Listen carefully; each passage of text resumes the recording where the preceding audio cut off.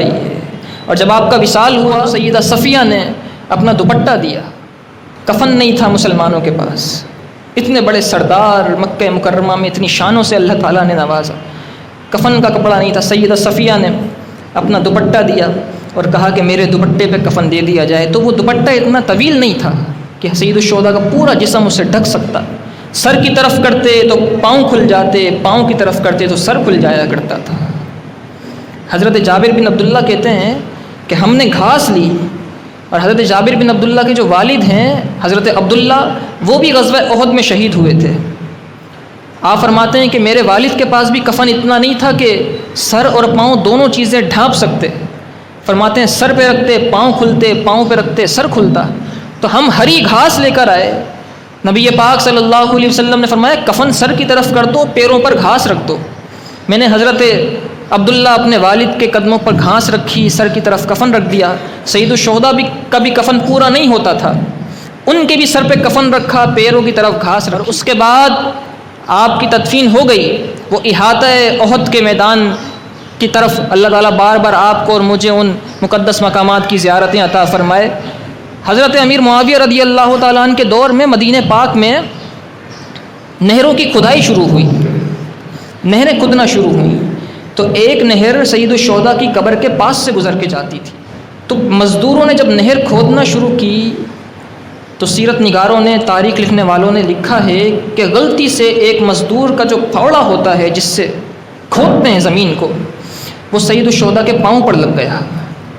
وصال کو 40 سال ہو چکے ہیں، پاؤں پر لگا تو سید الشہداء کے پاؤں سے خون نکلنا شروع ہو گیا، جیسے ابھی کسی زندہ انسان کے پاؤں سے خون نکلتا ہے، کہتے ہیں خون نکلنا شروع ہو گیا۔ اور بعض نے یہ لکھا کہ جب پانی کا بہاؤ آیا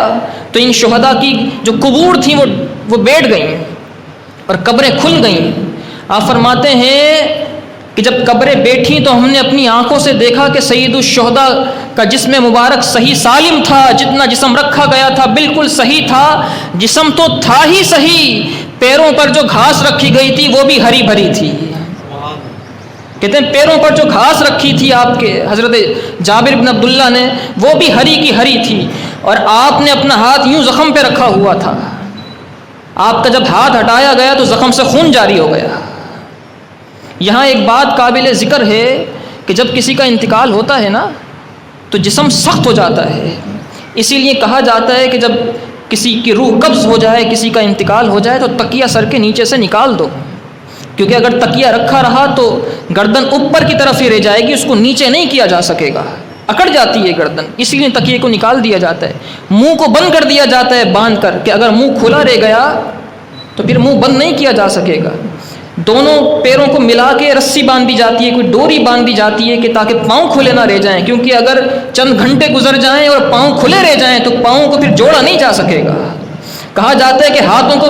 جسم سے ملا دو، اگر ہاتھ کھلے رہ گئے تو اور جسم سخت ہو گیا تو پھر ہاتھ ملانا جسم سے بڑا مشکل ہو جائے گا، پھر وہ بڑا مشکل ہوتا ہے گرم پانی ڈال کر پٹھوں کو نرم کر کے پھر ہاتھوں کو جوڑا جائے، لیکن اس کے علاوہ وہ بڑی مشکلات کا باعث ہوتا ہے۔ اسی لیے کہا جاتا ہے جب انتقال ہو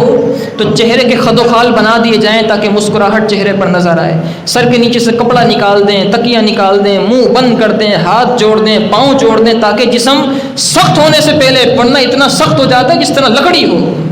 اور وہ ہڈیاں پھر ہلتی نہیں ہیں۔ تو یہ تو چند گھنٹے کے بعد کا مرحلہ ہوتا ہے کہ انسان کا جسم ہل جل نہیں پاتا۔ سید الشہداء کا جسم اقدس، آپ کا جسم مبارک 40 سال کے بعد بھی آپ کا ہاتھ یوں ہل رہا تھا جیسے کسی زندہ کا ہاتھ ہل رہا ہو، زندہ کا، اور خون اس طرح نکل رہا تھا جس طریقے سے کسی زندہ انسان کا زخم ہو۔ یہ شان ہے سید الشہداء حضرت حمزہ رضی اللہ تعالیٰ عنہ کی۔